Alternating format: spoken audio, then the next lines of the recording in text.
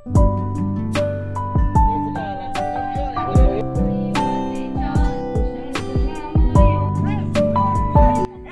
हूँ बालेश्वर जिलार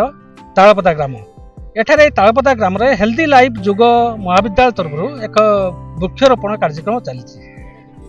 महाविद्यालय जे प्रिंसिपाल अच्छा आम सहित एवं बहुत पिला भी आसी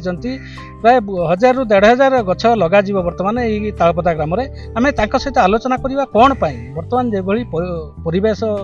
खराब होउची से कौन माने लगाउछंती गछ आम से प्रिंसिपाल सहित कथा हबू। कौन कहबे सार आपन ना कौन आपण कौन करी? मो ना डॉक्टर चित्तरंजन साहू मैं हेल्दी महाविद्यालय तरफ आसी मो डायरेक्टर अच्छी आम एनएसएस यूनिट तरफ उत्कल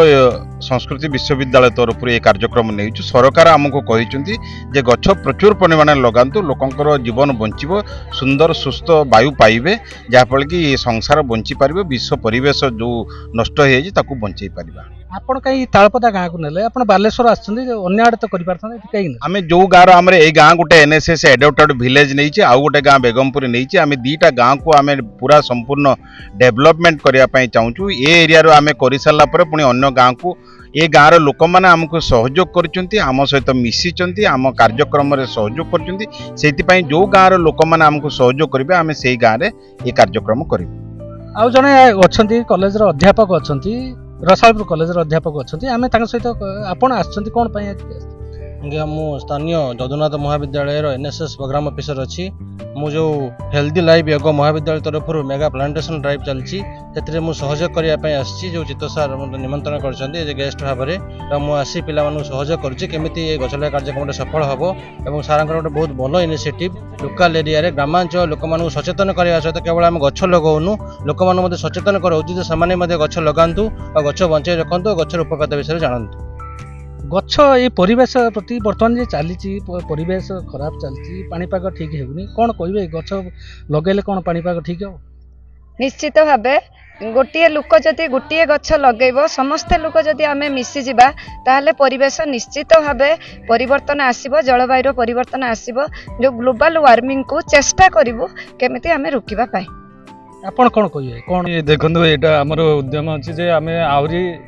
ये नुहे आहरी आम आगु को आहरी गछ लगेगा चारिआडे आम अलग गाँव भी जाइए आम एमती गछ लगेगा जो थे कि परिवेश उपरे तो निहाती भल इम्पैक्ट पड़ो जोटा कि आमर ग्लोबल वार्मिंग गरम आपण मैंने देखी पारे नेचर केते प्रकार चेंज अच्छे तो गछ निहाती दरकार आमको सस्टेन करने तो बिना गछरे आम चली पारानी ये आमर ये प्रचेषा रही आम जिते पारू आम गछ लगे पार। ये गछ लगा गछ सुरक्षा किए ना आप तो ग्रामवासी कौन ग्रामवासी तरफ आम जे 5-10 जन एठी अच्छु आम पूर्व भी गछ लगे परिवेश रखीचे आम तरफ आम पाखे होमें आपको जत्न नापी आम संकल्पबद्ध सुरक्षा बर्तमान जे गछ कि गछ लगा केते गछ आछि आमर ये 2500 गछ लगेबार योजना आमर अच्छी जेटा कि हेल्दी लाइफ जुग महाविद्यालय जेटा को आम तालपदा ग्राम को आडप्ट विलेज बोली नहीं मो ग्रामवासी तरफ बहुत बहुत धन्यवाद। आज जो परिवेश जो दूषित तापर आधारित कर जो गछ लगा कार्यक्रम आरंभ कर पिजुली पाखर आरंभ कर आकाशी आंब पणस एवं डालिंब एवं विभिन्न प्रकार फल गछ